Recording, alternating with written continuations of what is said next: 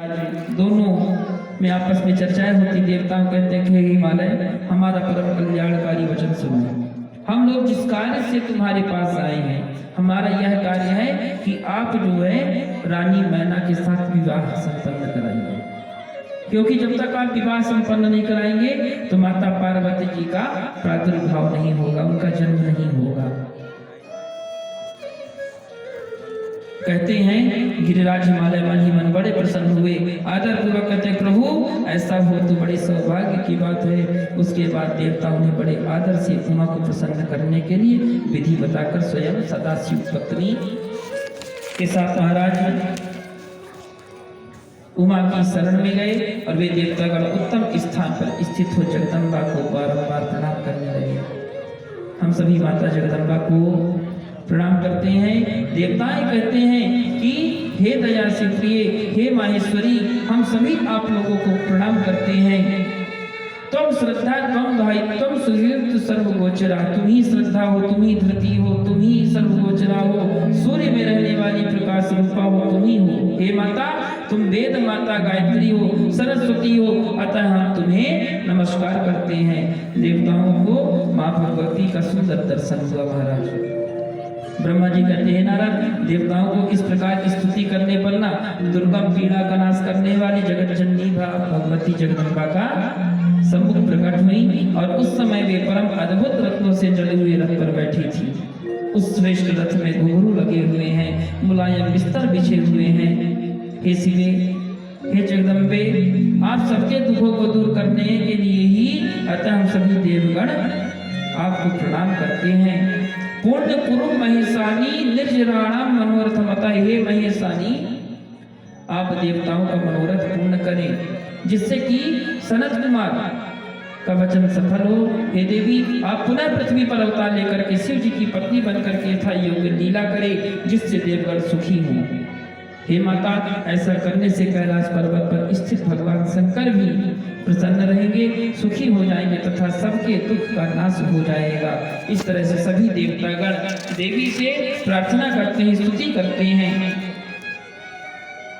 इसके पश्चात रानी मैना माँ गंगा के तट पर सुंदर औषधि प्रस्थ नामक स्थान में उमा की मिट्टी की मूर्ति बनाकर नाना प्रकार की वस्तुएं से सुंदर पूजन करती हैं।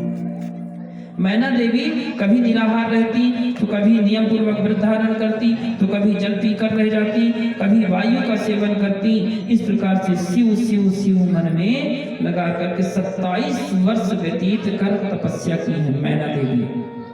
पार्वती जी की माता 27 वर्ष तक तपस्या की, तब जाकर के राजा हिमांचल से उनका विवाह संपन्न हुआ था। कहते हैं कि हे गिरिराज हिमालय प्रिय, मैं तुम्हारी तपस्या से अत्यंत प्रसन्न हूं।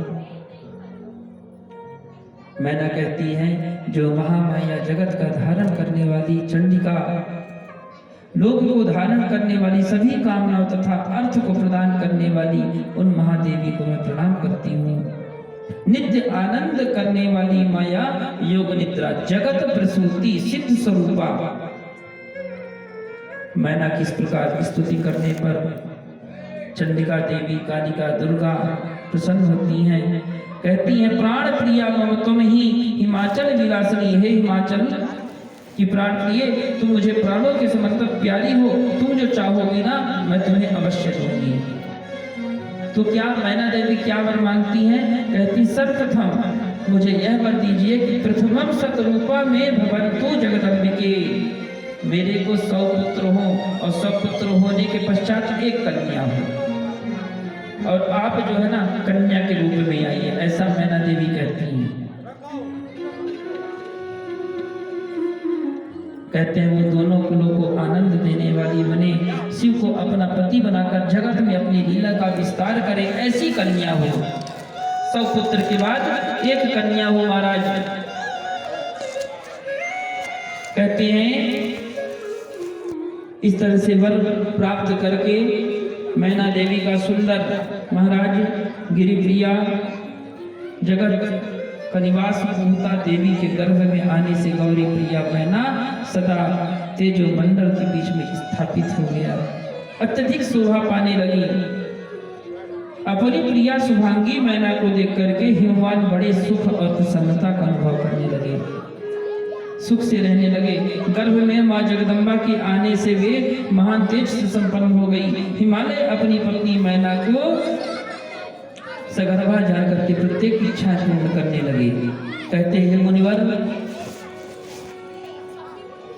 माँ जगदम्बा के जन्म काल का समय उपस्थित जान करके विष्णु आदि समस्त देवता तथा मुनिगण आकर के गर्भ स्तुति कर रहे हैं। आइए हम सब मिलकर के सुंदर कार्यों के माध्यम से माता जी की गर्भ स्तुति करें, तब तो माता जी का प्राकट्य होगा। बोलिए पार्वती मैया की। या देवी